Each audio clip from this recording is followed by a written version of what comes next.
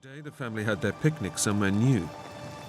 Though Shelley knows the desert well, half an hour into their journey home, the landscape looks unfamiliar.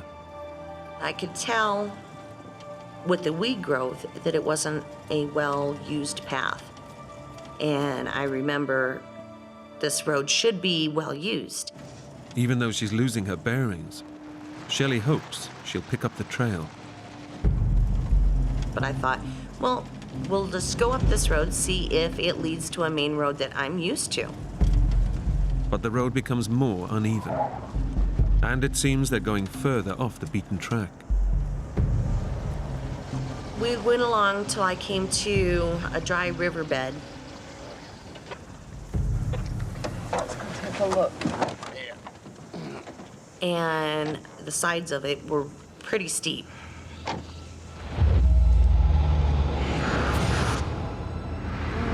I don't think we can make it. Being in a two-wheel drive truck, your only traction is your back tires. I says, oh, I'll drive. I'll get us through there. We'll be out of here in no time. Hoping he can save the day, Roger takes over.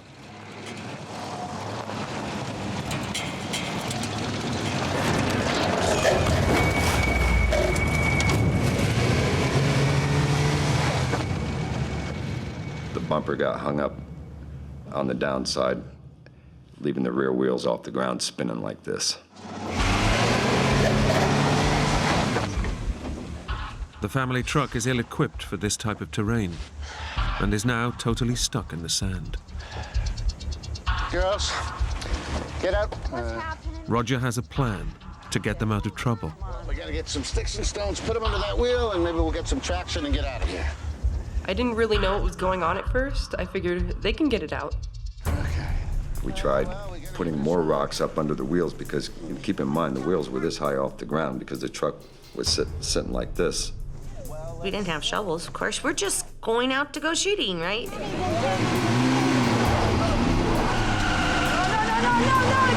stop. It's just smoking. It's gonna catch fire. No matter what we did, we just couldn't get enough weight on those wheels. Okay, I'll call for help. The cell phone that we had, the battery was dead. There was no charger in the truck. I should have just stuck to my decision and says, no, we're gonna turn around here. We're not even gonna try this. I'd gotten an earful more in that first hour than most people would generally get in a year of being newlyweds. I'm sorry. We had enough provisions on that particular day for one day. With the vehicle stuck and with no way of contacting anyone, Roger knows there's only one option. We're gonna have to stay the night. Shelley knows just how dire their situation has become. From the time the sun sets to the time that sun rises is very dangerous. I only had one thing on my mind, and that was to get my girls out of that desert.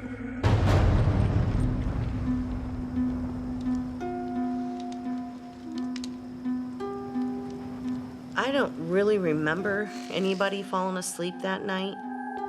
Armed with their skeet shooting gun, Shelley and Roger stay awake in the fear of lawless gangs of human smugglers from the Mexican border. Them themselves have no regard for human life, and it don't even matter who it is.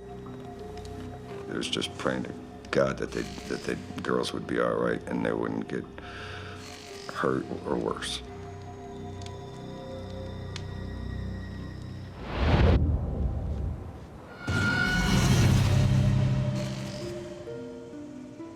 Relieved when the morning arrives without incident, everyone tackles the day with renewed energy. We're encouraged, we're kind of energized to say, by gosh, we can do this. We really thought daylight would help us so that we could see exactly what kind of situation we were in.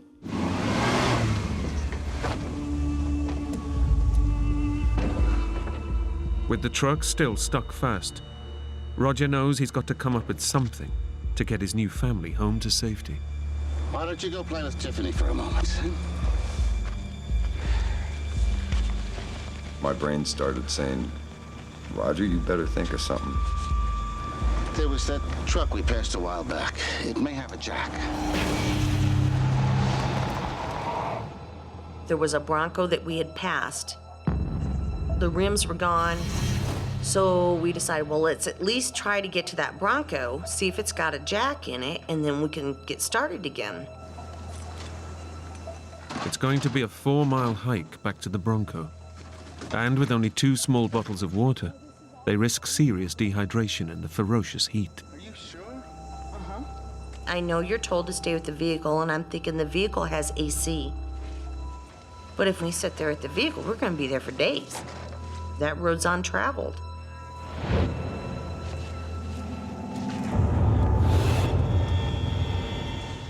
Even at 7 in the morning, the sun is wearing them down. We knew it was going to be hot, real hot. Not what most people in civilized countries are used to. Not your 85, 90 degrees. Try between 115 and 118 degrees. It's particularly tough on the kids. Their lower body weight means they get dehydrated quicker. Oh, honey. Oh, every 20 feet, everybody's sipping water, and I'm noticing that there's only one small sports drink bottle left.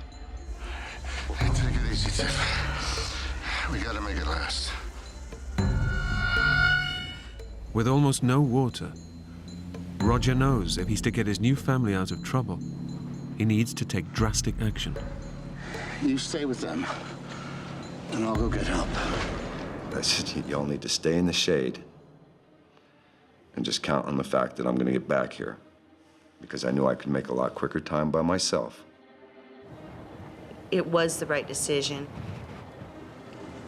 I'm gonna go get us some help, and Leaving is hard, before you know it, I promise. but they're miles from civilization, and he fears the kids won't be able to keep going. I love you, girls.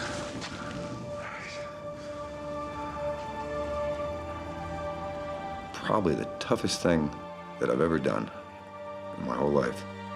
I'll be back before you know it. All right? Give everybody a kiss, and I started on a slow jog, actually. He was feeling very guilty. I mean, when he walked away from us, he almost was running. And I'm thinking, you can't do this in the heat.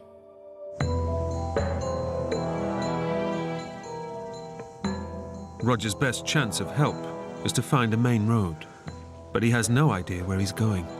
And after just half an hour, he's feeling the effects of the 118-degree heat. It was not so bad at first, but boy, then you realize that you'd better not be breathing through your mouth anymore, because with every breath of that hot air that you're taking in, you're losing that much moisture in your mouth.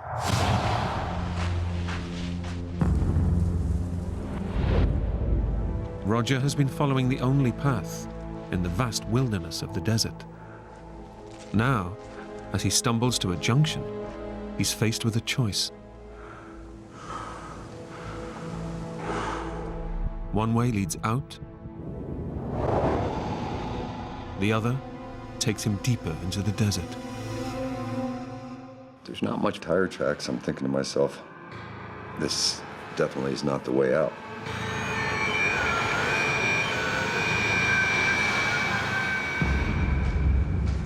Roger chooses the path with more tracks. With Shelley and the girls depending on him, he can only pray he's made the right decision.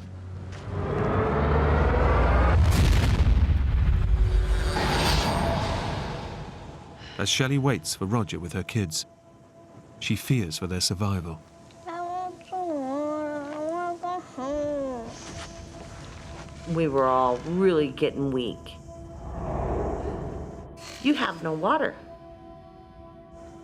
A helpless and almost a hopeless situation.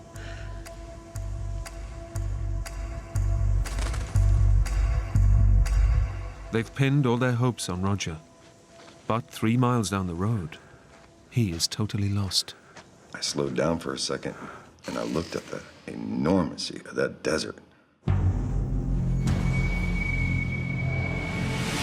With the sun just blaring down, ruthless on your face. With no point of reference in the endless terrain, Roger must do everything he can to keep his bearings. My thought process is that as I find my way out, I darn well better be able to find my way back.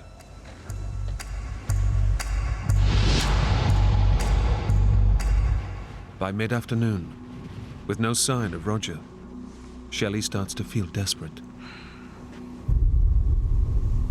Maybe we should go. What if he comes back, Mama? We discussed it, because me and my mom are both stubborn.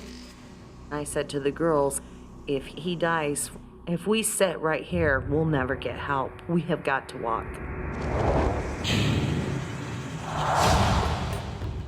Leaving seemed the best choice. But with the sun beating down and 2 children in tow, Shelley soon feels the strain. Even though you're raised in Arizona and they say that your blood's thinner, a body's still a body. You still get hot. Though exhausted, they keep walking. But their thirst is becoming unbearable. There must be some water in there. There must. Hours after Roger, they come to the same cattle trough that he passed earlier. Nothing. Just have a little rest.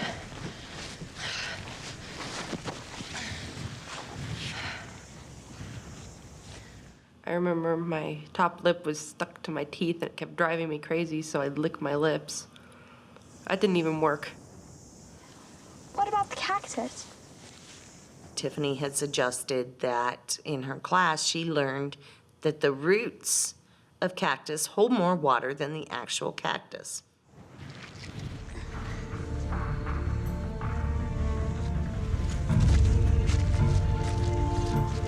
I can feel some moisture.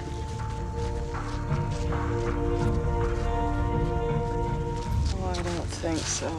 And you do have moisture underground. But for liquid, no. Though the cactus roots are dry, it gives Shelley a flash of inspiration. I have an idea. I have always heard cactuses hold a lot of water. If I shoot it, I could probably get some liquid out of it and put in this empty Gatorade bottle. Sit back.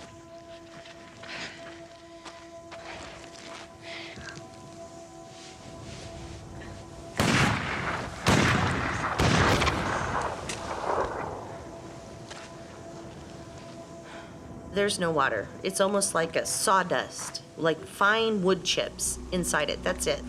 There is no liquid whatsoever. Desperation sets in as they face a night in the desert without water. That was it. We were done.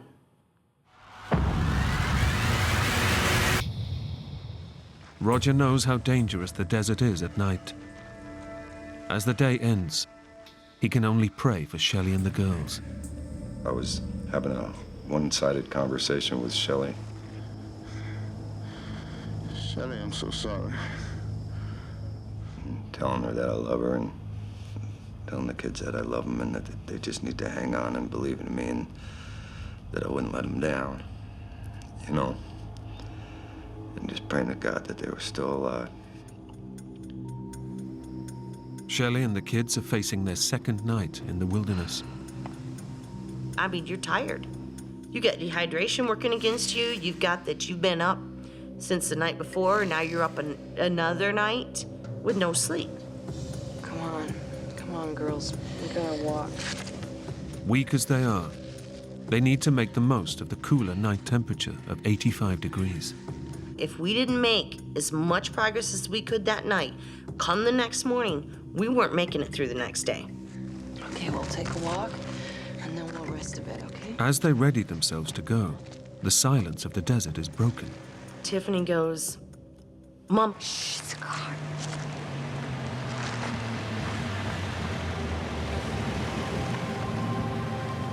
In their relief, they forget all about the dangers of the desert. I'm like, oh, thank God. We got help. We got help.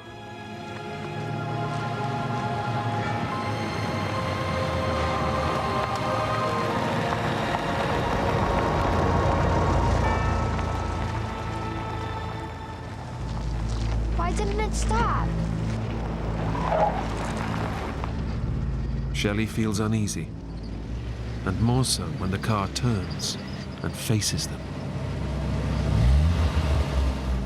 You could hear the engine just make the noise of when somebody has pushed the accelerator to the floor.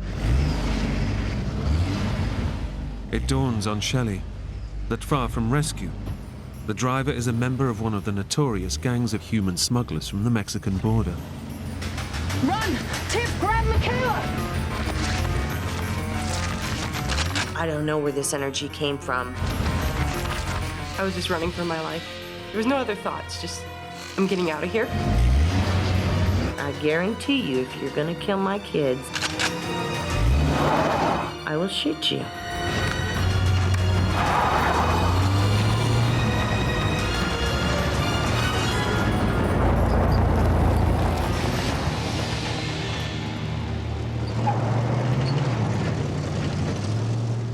Shelley's bravado pays off, and at the last moment, the driver veers away. That person did try to kill us. Why did it turn around over? Come here. No, don't cry. All these things out there that could have attacked us, the mountain lions, rattlesnakes, and the only thing that messed with us was our own race. Not the wildlife, the human race.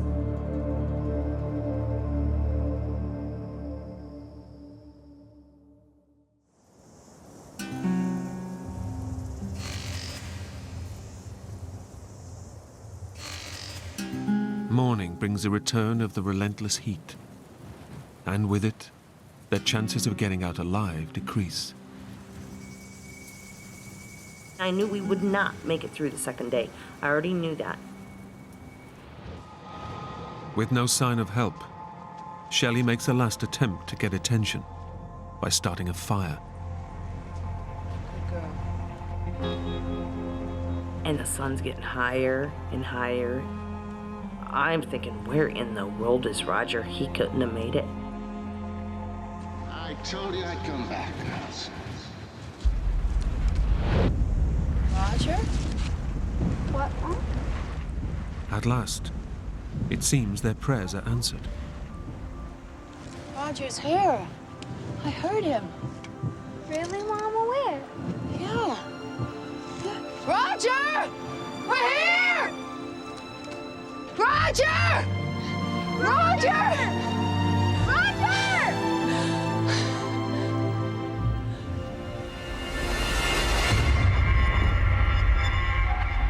He ain't close to us at all. But your mind takes a vacation. Can you hear him?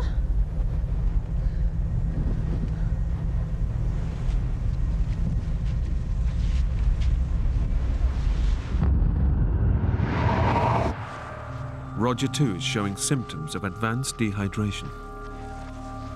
Lack of water stops vital impulses being sent to the brain and causes blurred vision. Now his body is giving up. There comes a point, and this is when you really know you're in trouble.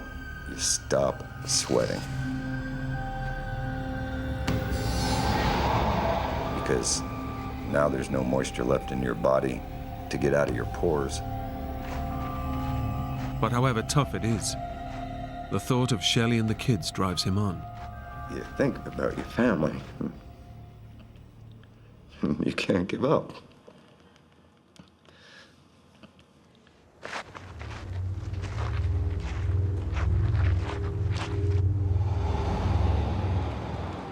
At last, Roger's determination seems to have paid off. I saw a vehicle coming right towards me. I knew that at that time of day, that was not going to be a human smuggler. I knew that.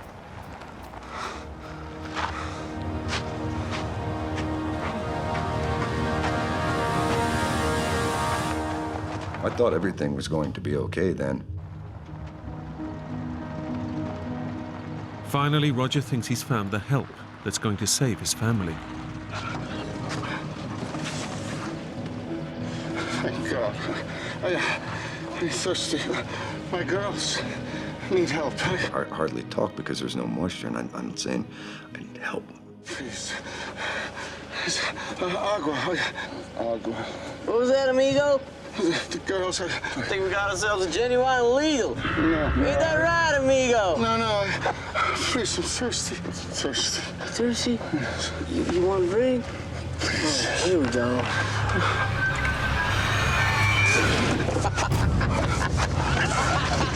See you later, amigo! Roger's appearance has changed so drastically that he's mistaken for an illegal immigrant. The most helpless feeling a person could ever have in their life. And I'm like, what else? What else could happen? I knew that Shelley and those kids were running on empty out there.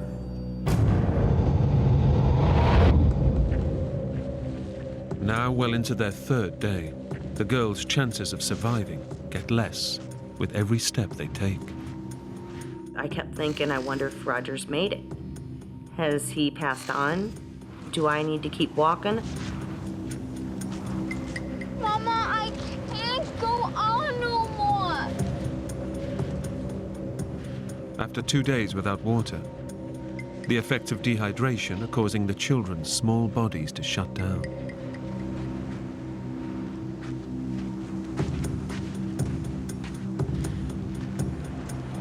Mama, just shoot me.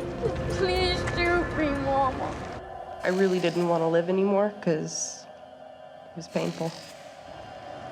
Honey. As soon as she said that, I mean, my heart just sunk.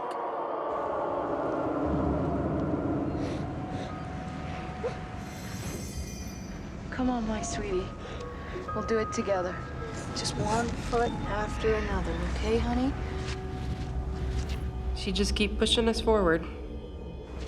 I knew I had to keep going. I can't lose these kids. I brought them here on Earth. I can't give up.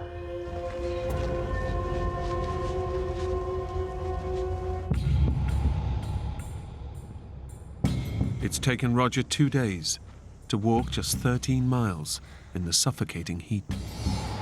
Now he's losing his own battle for survival. I didn't have anything left in my tank mentally, I think, at that point. I couldn't feel any pain or anything anymore. Everything was just starting to get like a hot numbness.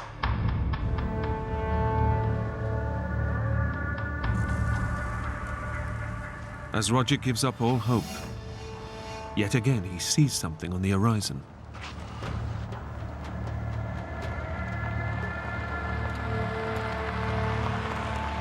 That truck came right up the same exact path that the prior one had come, right at me.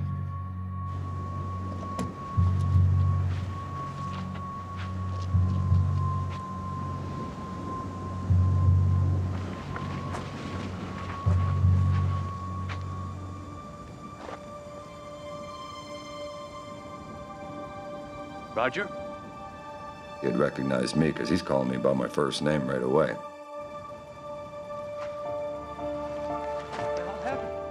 Against all odds, the driver knows Roger.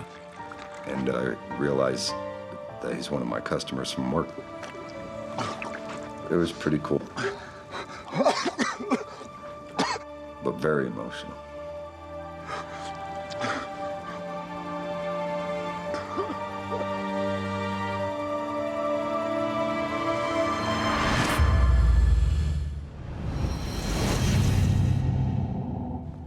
Shelley can do nothing except watch her children die. And watching them dehydrate, that's memories, that's images that you never forget.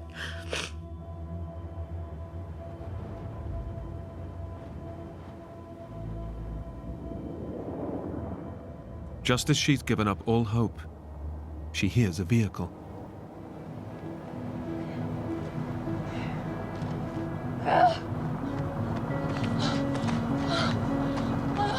So I came up, and that's when I seen that it was the Ranger.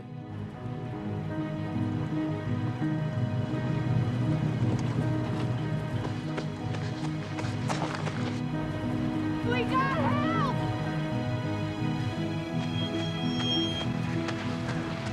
So it was right there on the cusp of life and death when we actually did get the help.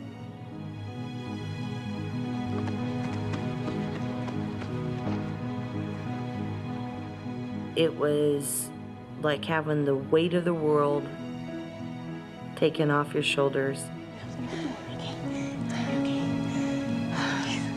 Because I didn't have to fight no more. Oh, my girls. You gotta get them. My girls. But the family's ordeal is far from over. Michaela? Michaela! It freaked me out. Mama! Mama! Mama! I ran up the hill. I had no energy, but I ran up the hill. Mama! Mama, she's not moving!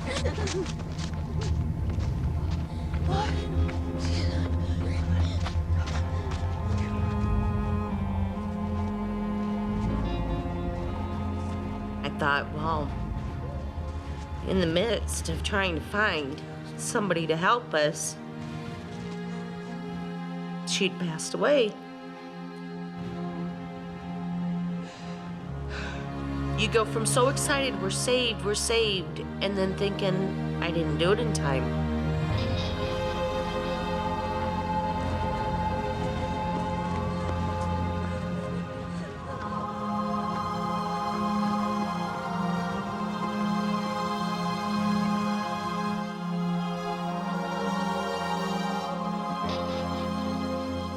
They kept trying to wake her up.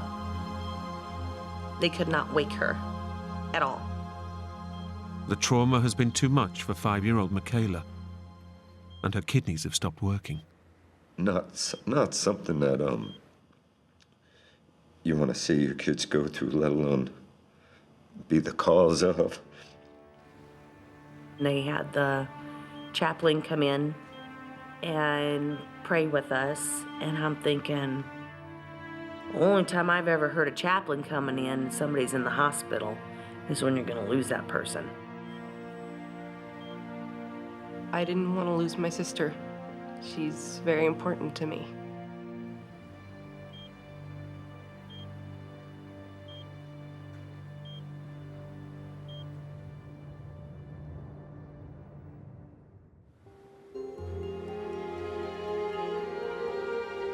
I woke up and I looked down at my arm and I had an IV in my arm. And I remember looking to the side of me and seeing my mom. I was so happy that everybody was alive. They say a human can only last out in that desert 8 hours without water. Now, we lasted a lot longer than that. And a lot of that comes from my love for them. And the pure drive to survive.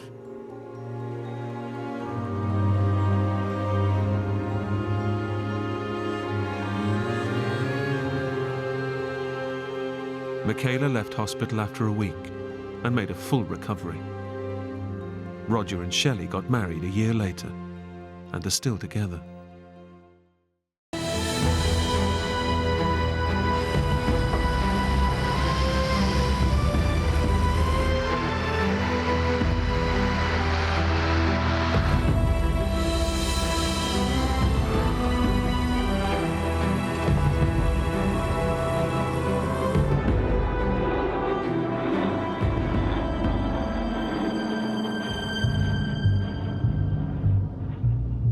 Costa Rica is a small country that is both densely forested and very mountainous. If visibility is poor, low-level flying can be extremely dangerous. And clouds are gathering.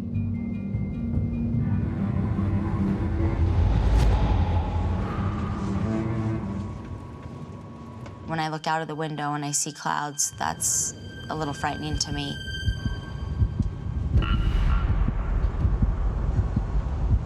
It's gonna be fine, okay? Yeah.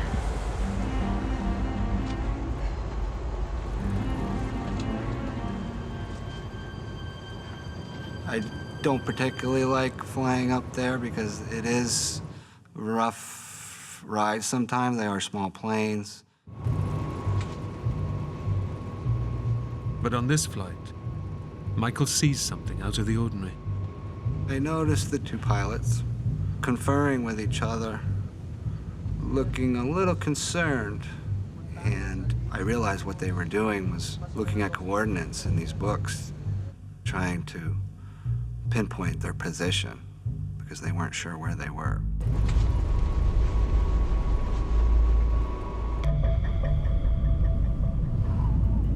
The plane has basic navigation equipment on board, but the pilots are relying on charts and maps to reach their destination. But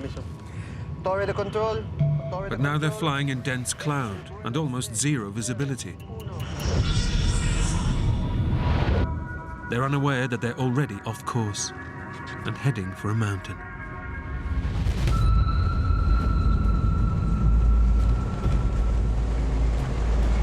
These clouds are getting very dark. It's fine. Brandy said, look how thick these clouds are. And so I looked outside of our window, and it got darker and darker.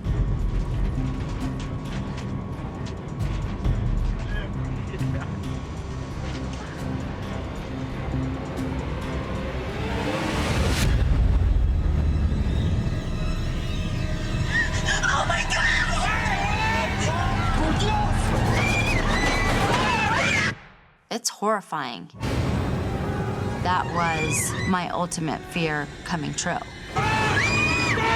What goes through your head is the fact that you're not going to live through this. You're headed for the mountain. You're headed for the mountain to die.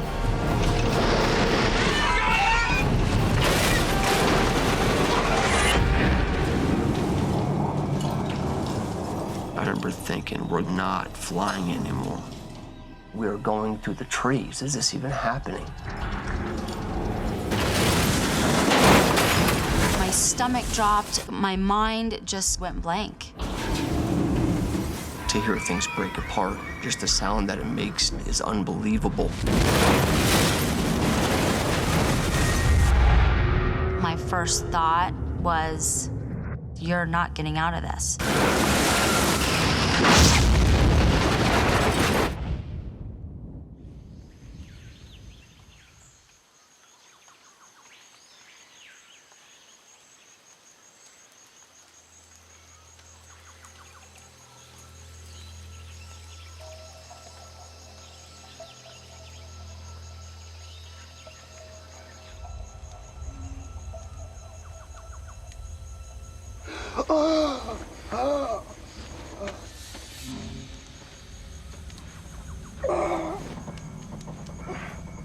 I wake up and it's freezing cold, and my entire body was soaked in jet fuel.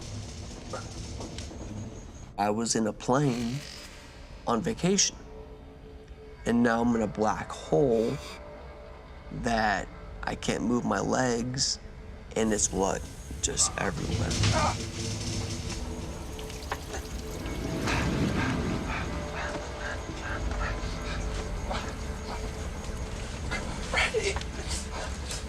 Brandy was head to toe blood. And I remember thinking, oh my God. Brandy! Brandy! Brandy! Wake up! Can you hear me? Brandy! Wake up, Brandy! Brandy, can you hear me? Can you hear me? My first memory was Brandon talking to me. Brandy, listen to me. You gotta get out of here. We're covered in jet fuel. Oh my God. Get your belt, your seatbelt. Let's go. I remember feeling completely panicked and completely in disarray. Hurry, go! Get away from the plane!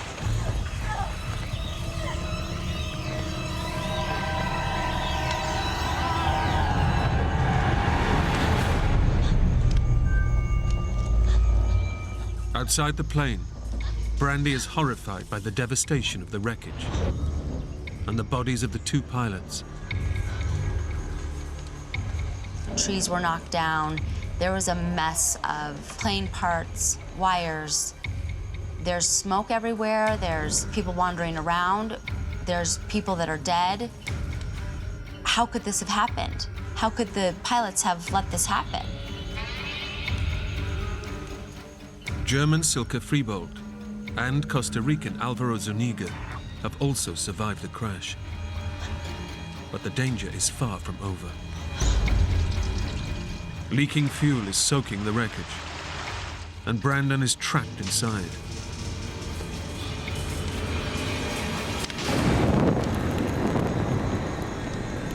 Brandon! Get out of the plane! It's on fire! I just remember having something on my legs.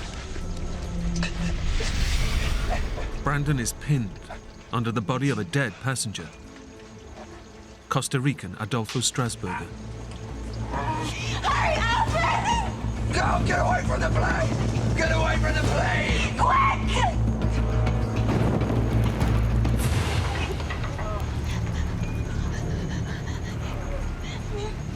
Get away from the plane!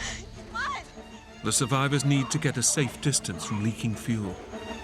But in severe pain from extensive burns, Alvaro is unable to move.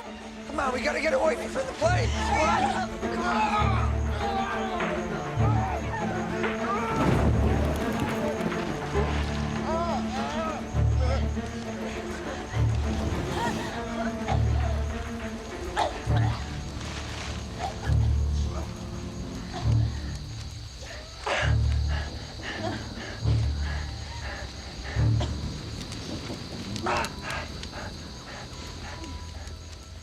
Now able to take in the extent of the wreckage, Brandon and Brandy realize just how lucky they are to be alive.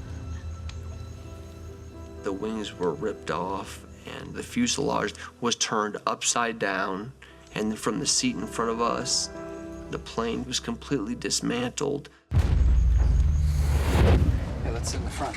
Oh, let's just sit one seat behind. By total chance, Brandy's request that they sit in the second row has saved their lives. I just remember thinking, there's no reason and no way that we should be alive right now. If anyone were to be sitting in that front row, they would have been killed. We should have died. No rhyme or reason about it. It wasn't our time. Baby. Brandon is bloodied and battered. As a trained nurse, Brandy instinctively takes action. My wife went to school to be a nurse. It was just intuitive that she had known what to do. He had broken all the bones around his eye, and his face was swollen. He also has deep cuts on his arms that are bleeding heavily. Okay, it's okay, sorry. Silke is relatively unhurt, but appears traumatized by the death of her friend Adolfo. It's okay, sweetie. I'm a nurse, all right? What's your name? Silke. Silke was not in a good place. She was psychologically pretty messed up. I mean, she had been conscious the whole plane crash. I saw the Jose.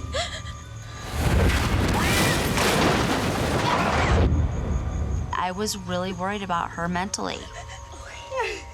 Suddenly, Brandon remembers there had been 6 passengers on the flight. 1 is dead in the plane, and 4 have survived. So someone is missing. I'm Michael. Brandon. Where's Michael?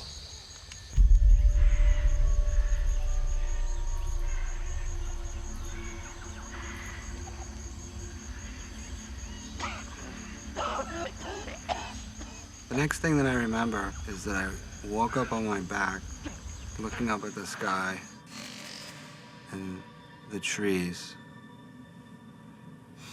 And I thought to myself, oh my God, I was just in a plane crash. And I'm alive. I remember just thinking about where I was, about where the plane was, because I didn't see anything around me except for trees.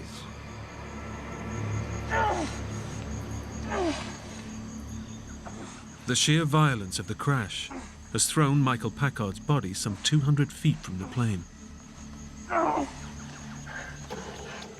Adrenaline floods through him. He's unaware of just how seriously he's injured. I was in shock, so I really didn't feel the pain yet.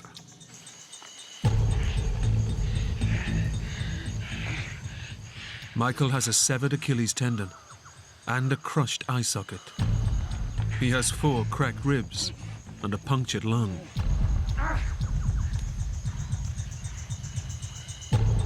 It's a miracle he's alive, but he'll need an even greater miracle to survive.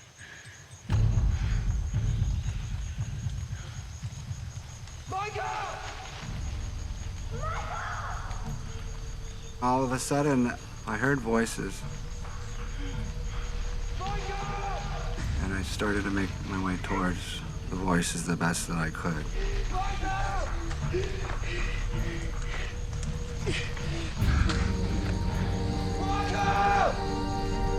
He's here. Michael. We got you, man. It's okay.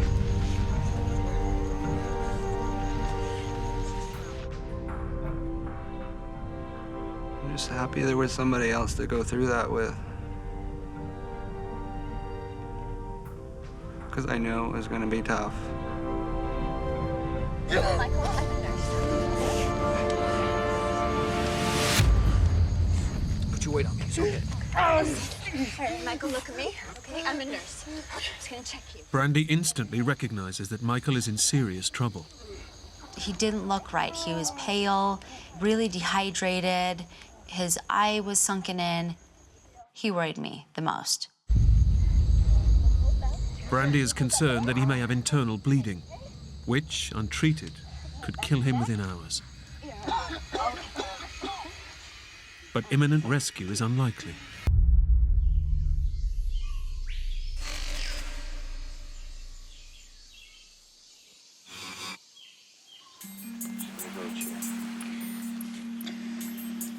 In the cold light of dawn, Brandon and Brandy know that time is running out. Michael has made it through the night, but his body is increasingly starved of oxygen. His breathing is shallow, and he looks like he's dying. You're good, buddy. Hang in there, Michael. Okay? I think we would have lost him in another day. It was like, how are we going to get through this day? It was a paralyzing feeling of what to do next. They've been missing for 18 hours. They've crashed in remote jungle, and there's no sign of help. We had given up hope for rescue. We thought if we're gonna stay alive, it's gonna be because of us. Okay. We can't sit here any longer. So we're on a mountain. There's a valley below. Why don't we go down there, see if we can find a river to follow? By leaving, they risk getting lost, with no guarantee of finding their way back. But they must take action.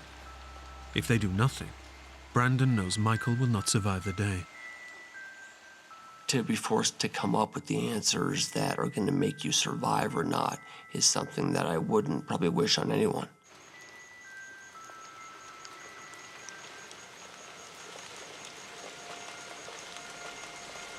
I think we should go.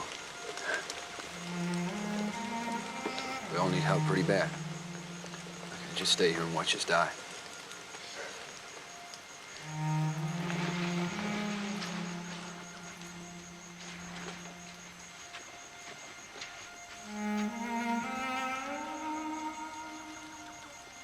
We had no other choice. We had to do something. You have to take that risk, or else you're all gonna be dead. Michael, we're gonna go out, okay? See what we can find.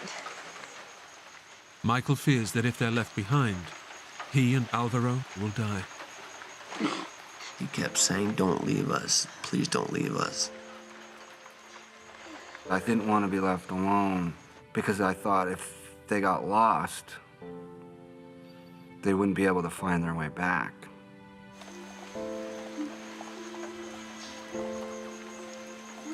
I felt bad leaving them, but I also knew there was nothing more we could do for Michael or Alvaro.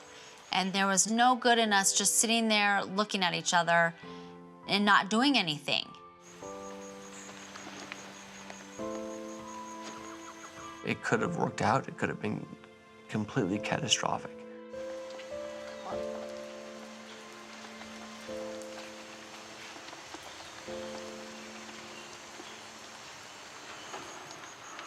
I remember when they left, I had this lonely, empty feeling.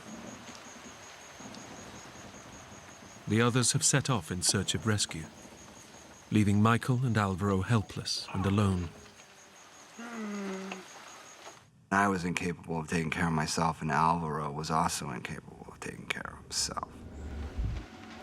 I was definitely on a downward spiral. If I didn't get rescued soon, I could only last so long in this condition. Michael has lost all hope of rescue and resigns himself to death in the jungle.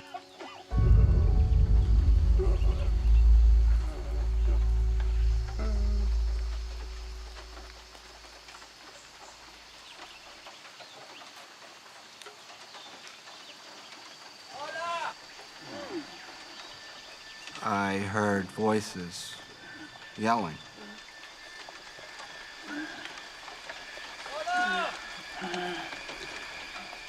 And all of a sudden, this man appears out of the jungle.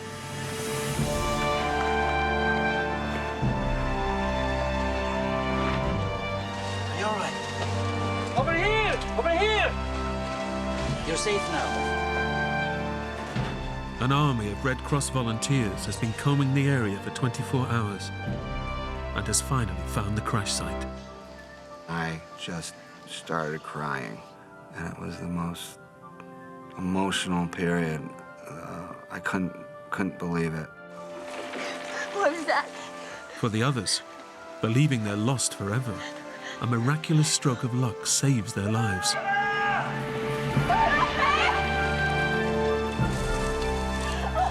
Just like in Indiana Jones, the guy comes through the fields and he has a machete and a backpack. Against all odds, a local farmer and member of the search team literally stumbles upon them. It was the most incredible feeling I've ever had. It was just pure joy. Oye, este es Marvin. It was complete elation. I remember sitting down and thinking, this is unbelievable.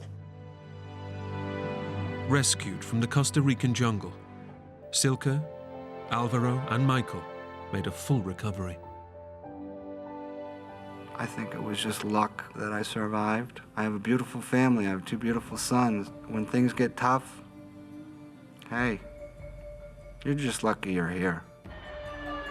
Brandon and Brandy's injuries healed, and they returned to America. They're still happily married and have 2 young children. You can't go through something like that and not be closer. I was with my husband. He was my family, and he was right next to me, taking care of me. I am definitely happy to be here. I'm happy to have a second chance. And I'm happy to have my wife and 2 beautiful little kids that remind me every day of the reason that I'm probably here. Below deck, Travis, Roger, and Steve Guy try to get some sleep before taking over for the night watch.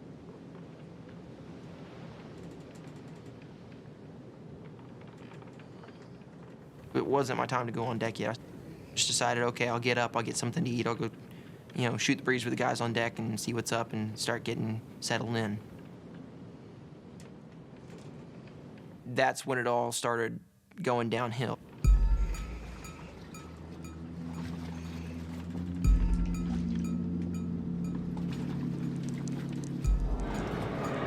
Finding water inside the cabin is not unusual, but Travis instinctively suspects something is badly wrong. I opened up the floorboard, and it just came pouring in. Roger! Roger! We got water! We're taking on water! Hey, Steve! Steve! What's going on? We're taking on water! Start the engine! It's every sailor's worst nightmare. The boat's hull has a serious leak.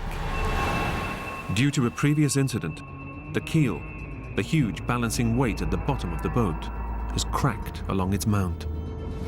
Joe! Get ready to douse the sails! Okay! Skipper Steve knows that they're in terrible trouble, and they must drop the sails to slow down. But before the guys can get the sails down, the keel of the vessel parted completely, came off, and the boat went instantly into the water.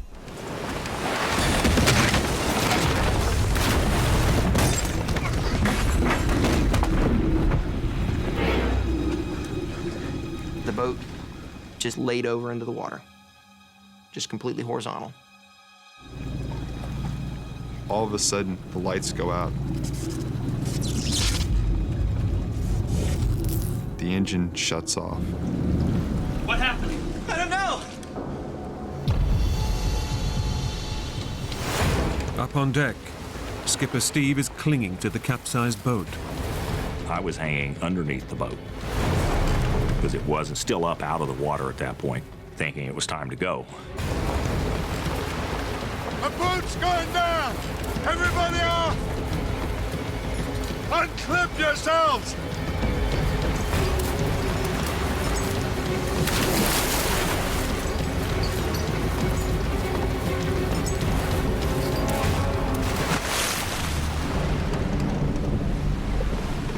In just a matter of seconds, the boat has completely overturned.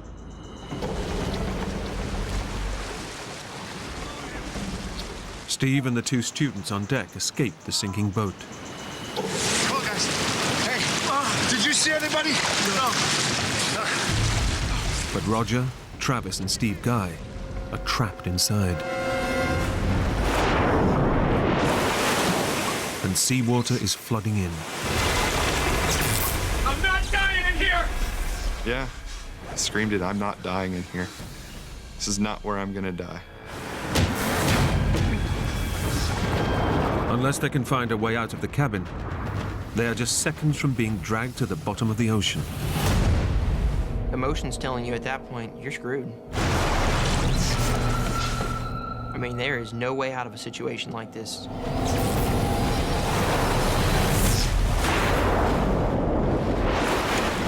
The water level is rising rapidly. Unless they can get out, they're just seconds from being dragged down with the sinking boat. How do we get out of here? Through the hatch! Their only escape route is a tiny hatch, but a powerful wall of seawater is pouring through it. Are you kidding? Come on, it's the only way! I'm sitting there thinking to myself, how am I gonna swim through here? I don't even think an Olympic swimmer could actually get through this with all the water rushing through. Let me try. Let me try.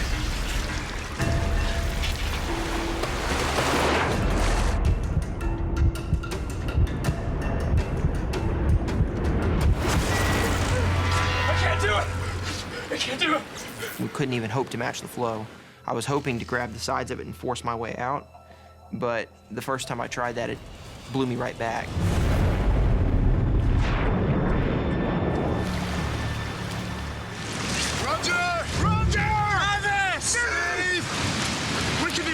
Steve Conway can do nothing but wait for the three men to emerge. I didn't really know what was going on down below, but my biggest concern was that Roger, Steve Guy, and Travis weren't able to get out of the vessel and drown.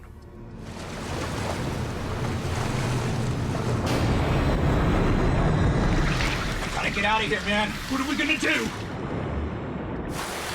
I was terrified beyond belief. I don't even want to see what my face looked like at that point. Take a deep breath. Go for it. I'll push you through. It's your only chance.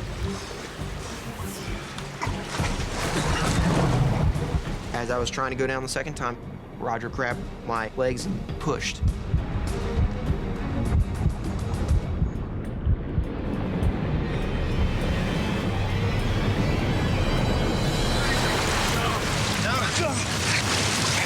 Travis! Over here! Hey, Travis! Travis! What about Hey! Okay, I got you! I got you! All right. Okay. Did you see Steve? Yeah, he's behind me! You're next. Go for it. What about you? I'll follow. Come on. Do it now.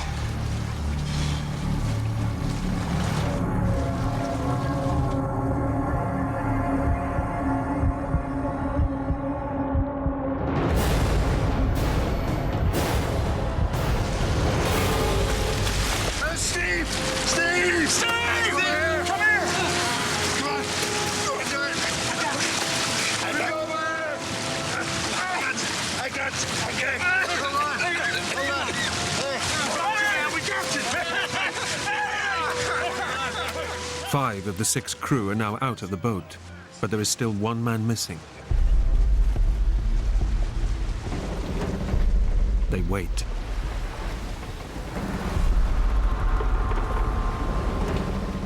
But Roger Stone fails to appear. Nobody knew what happened to Roger. Nobody had seen him come out the other side. We didn't know if Roger was in the boat or if Roger was floating off in a different direction. Should we go back and get him? What do you think, Steve? No. I would have never let anybody go back in. In the situation we're in with all the lines out and underwater, there was no real chance that somebody would be able to dive underneath, get in there. I could have gone inside the boat with absolutely no lighting whatsoever, felt my way around and never found him, even if he was in there, because there's too many nooks and crannies in that place. And I would have had to do it all on one breath of air. He's an experienced yachtsman. He'll be fine. He'll stay with the boat. The crew now have to focus on their own survival. Steve Guy has escaped the boat with no life jacket. Travis! Travis! Go to the boat! Okay! Hit the ring! We'll go! Okay. Skipper Steve sends the crew back to the boat to get the emergency flotation ring. All right, hold on. Yeah, okay. It was very crucial. We already knew that Steven didn't have a life jacket. If he had the horseshoe ring, he'd have something to float with.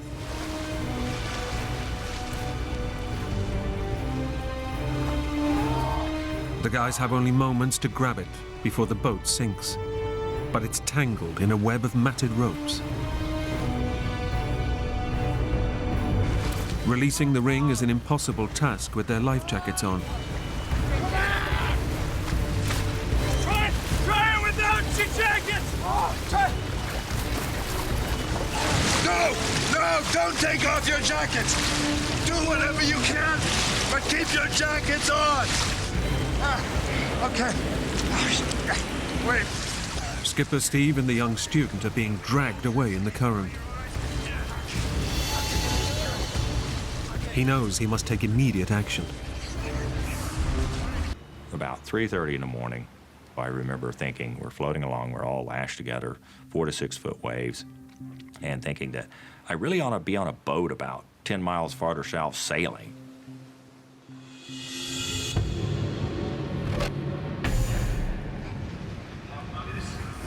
It was almost dreamlike and surreal.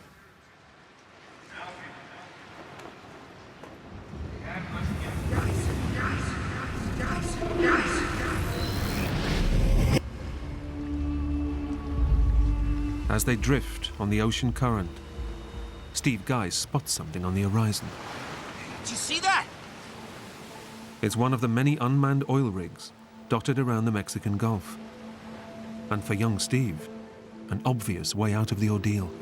To me, there it was, and we're getting pushed down to it.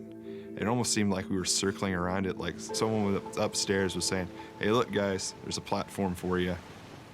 I thought it was worth trying to swim towards the platform. You think we could swim there? It's about 7 miles away. How can you tell? Well, when you're in the ocean, the line of the horizon is about 7 or 8 miles away. And distance isn't the only problem. So I have to realize that that structure is 100 and something feet over the water. And even if you swim to it, how do you get out of the water? What do we do when we get there, huh? How do we get on it? Travis was the student skipper and sort of second after me, so he was my rock that I stuck with as far as any kind of discussion about what should we do. Should we try to swim? Should we do this or that? We'd be swimming against the wind. We use up all our energy, and for what? It was kind of disheartening when the decision was made to just kind of drift past it. Skipper Steve makes the decision to conserve their energy.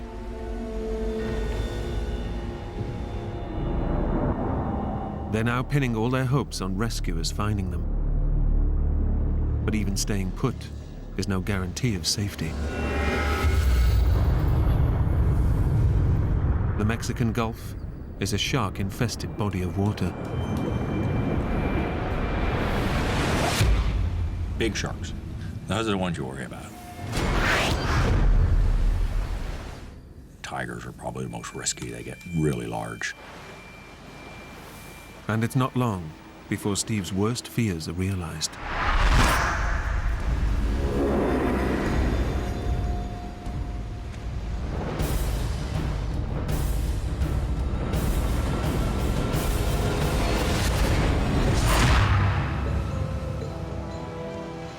And I saw a triangular fin go by.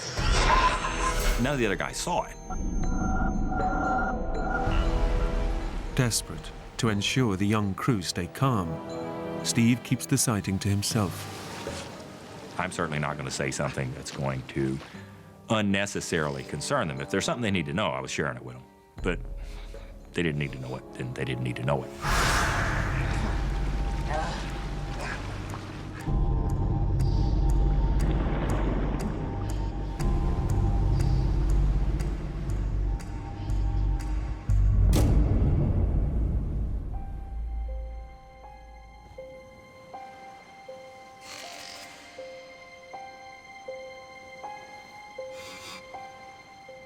For me, I think there was a sense of relief as the sun rose.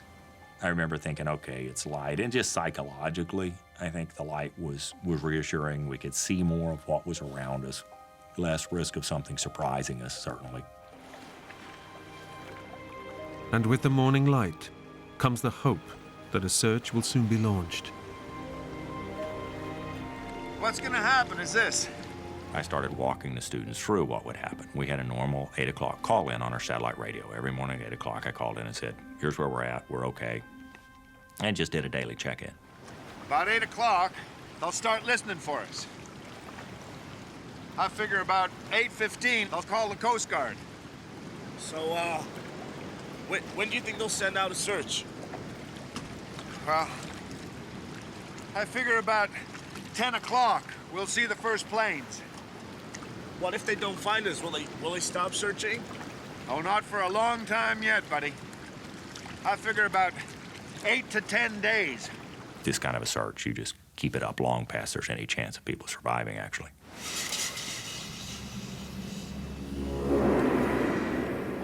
But dawn also brings with it the intense heat of the morning sun.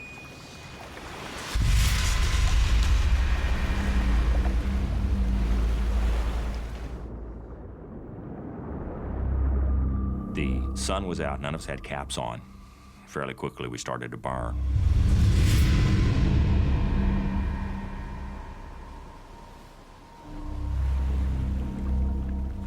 my God, it was hot as heck. It felt like being in a sauna. We were just boiling.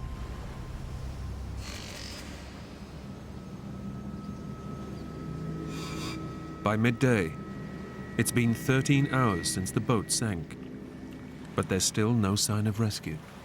We should be seeing something. We should be seeing, you know, planes or hearing planes fly over, even at a distance.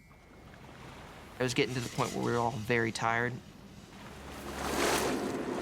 Steve Conway knows he must keep his crew focused. On the horizon is the oil rig, the same one they saw the previous night. Let's swim for the rig. Hope you'd agreed that that was a dumb idea. Well, I changed my mind. With the wind behind us, I think we can make it. Only hours earlier, they'd rejected swimming to the rig because it was just too far away. Come on.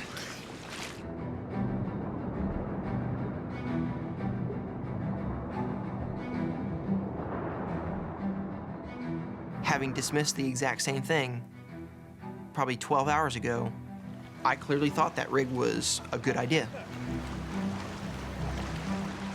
It gave us a focus, it gave us an objective, it gave us a sense that we were doing something beyond just floating to help ourselves.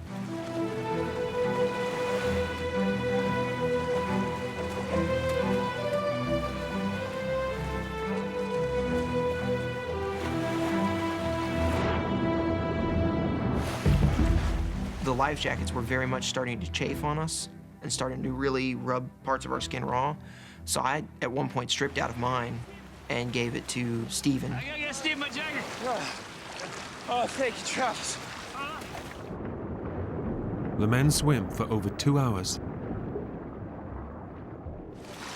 but they're making almost no progress towards the rig, and the effort is draining. It was the dumbest thing I can think of possibly doing in retrospect, because I was thinking that rig was probably about 5-10 miles away, but my perspective significantly skewed at that point. The energy expenditure of trying to swim against the waves and against the wind, you're not going to get very far for the amount of energy that you're going to put out.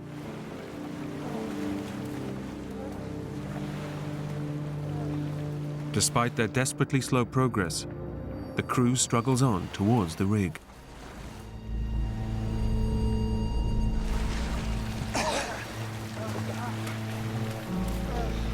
But exhaustion is not their only enemy. Stay calm. Swim this way. You don't want to be on the wrong side of that.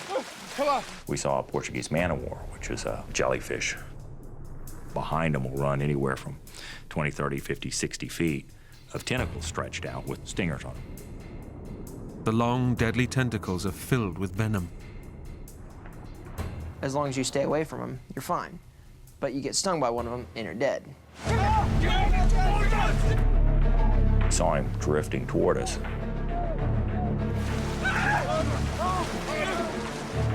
We knew we had to swim quickly. Swim harder. Come on.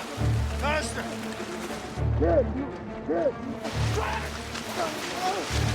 Come on. Come on. Okay. They finally escape the deadly jellyfish, but they've pushed themselves to the limit. Getting to the rig now is impossible. Exhausted and dehydrated, they're forced to abandon their attempt.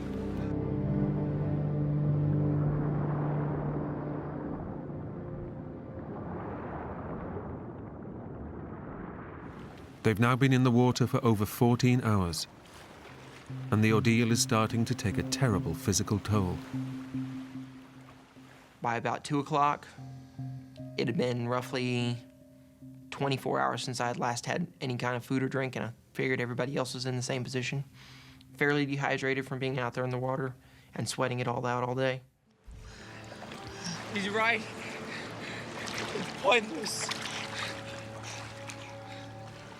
The men now believe their hope of rescue is gone, and with the second night fast approaching, they fear death will take them one by one. It was so late at that point that we all kind of were probably thinking the same thing. It's, you know, they haven't seen us yet. We're not doing well at all. Somebody's gonna be going pretty soon.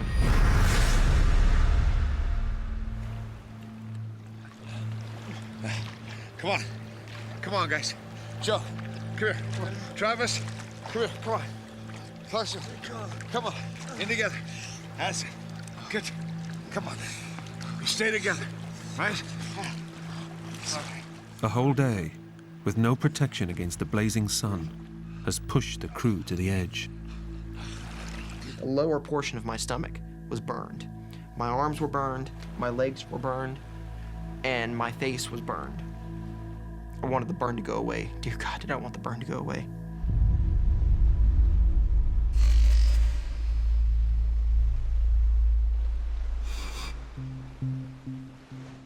As the sun drops, the temperature plummets, and the fight to stay cool turns into a battle to keep warm.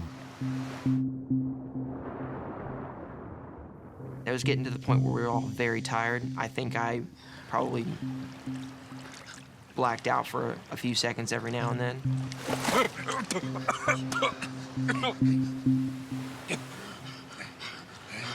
Come on. Sorry, closer. Sorry.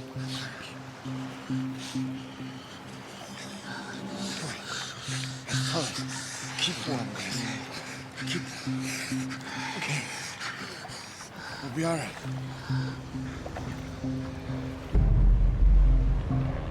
With light fading, the rescue helicopters begin to disappear over the horizon, and Skipper Steve drops a bombshell.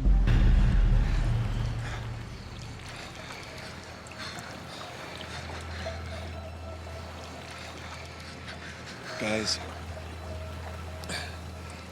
we may not see another helicopter until tomorrow morning. Are you kidding? There's no way we can last another night.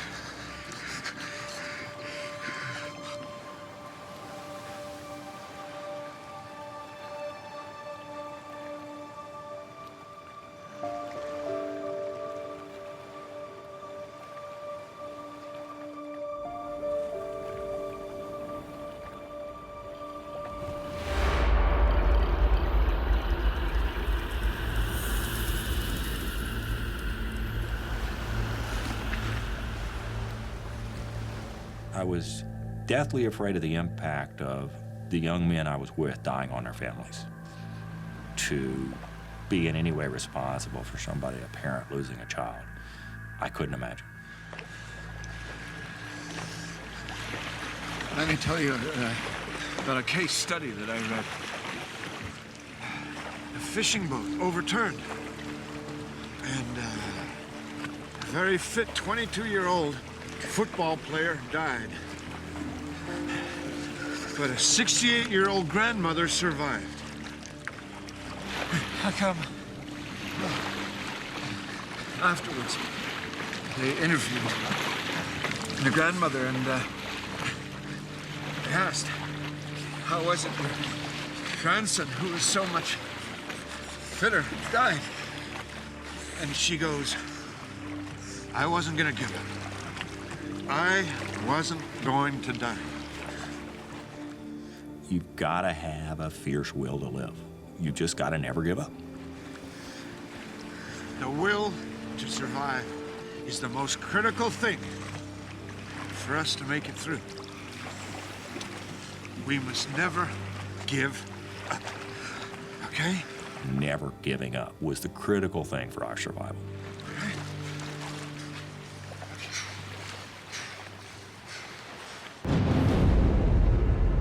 But the will to live isn't enough to protect the crew from the effects of severe hypothermia. Your core temperature starts to fall. Once it gets below 95 degrees, down to around 90 degrees, you die. You just go to sleep. It's not especially traumatic. You just fall asleep and don't wake up. Joe started going in and out of it because he kind of, I guess he fell asleep. And he started reaching over and started grabbing Ross's face. Joe, Hey, Joe, what are you doing? Sorry.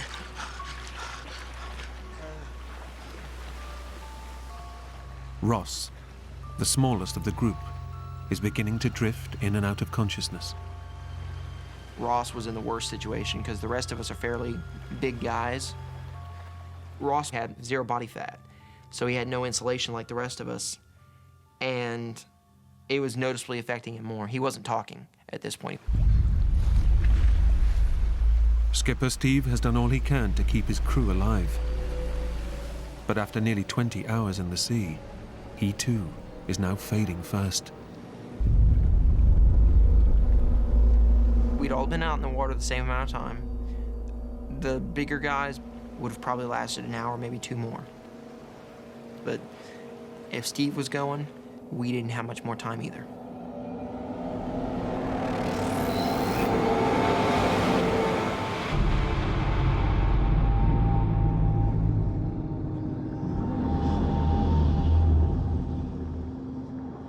The 5 sailors have now been in the ocean for over 24 hours. They've done everything they can to withstand their ordeal. But they're losing the battle to survive.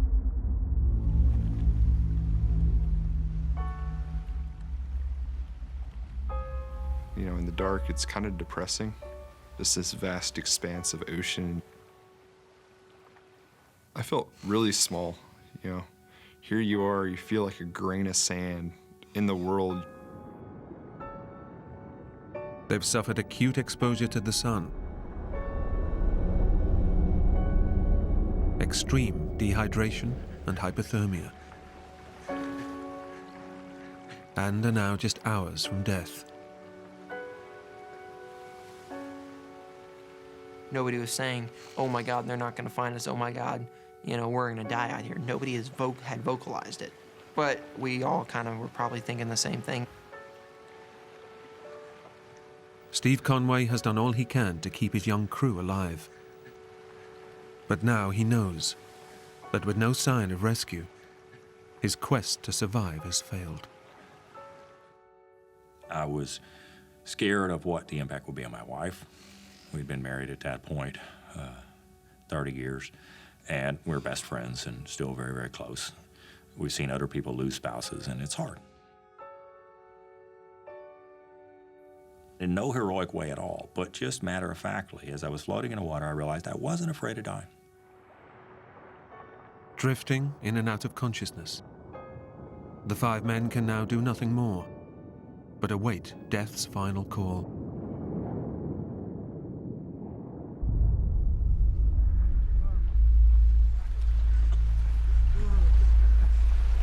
Then, out in the darkness, comes the sight they've been dreaming of.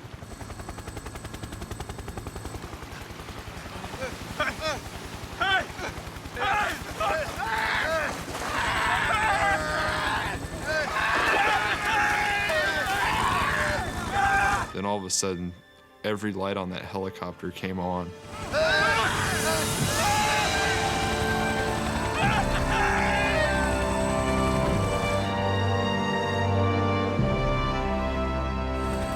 The rescue search hadn't been abandoned for the night. The Coast Guard had tracked the ocean currents, which eventually led them to the missing crew. Everyone just screamed it. I'm happy, you know, we're going home. It all really set in that it's finally done, it's finally over. You know, we're getting out of this and we're getting out of it alive. The 5 men were airlifted to the hospital, and they all made a complete recovery. But when the Coast Guard finally salvaged the sunken Cynthia Woods, they found the body of missing crew member Roger Stone. Nothing we say or nothing we can do can honor Roger more than his actions of the 6th of June 2008 when he stopped, got those 2 students oriented out through the flowing water, out of the boat, ultimately at the risk and sacrifice of his own life. And so it's never appropriate to talk about this without recognizing Roger's sacrifice and the sacrifice of his wife and 2 children. I would not have made it without Roger's help. I do think about Roger, and when I do, it makes me want to go live my life to the fullest possible way, because life's short, and I realize that floating out there. The only thing I decided to do different when I got back was that I was going to savor things more. Not the big things, but the little things. Over Christmas, I was holding my grandson probably for the 14,000th times, and I stopped for a minute and I thought, this is just wonderful. And my takeaway message as I hold him and have my daughters and my wife around me is life is wonderful. You just have to savor it. And that's what I'm doing different.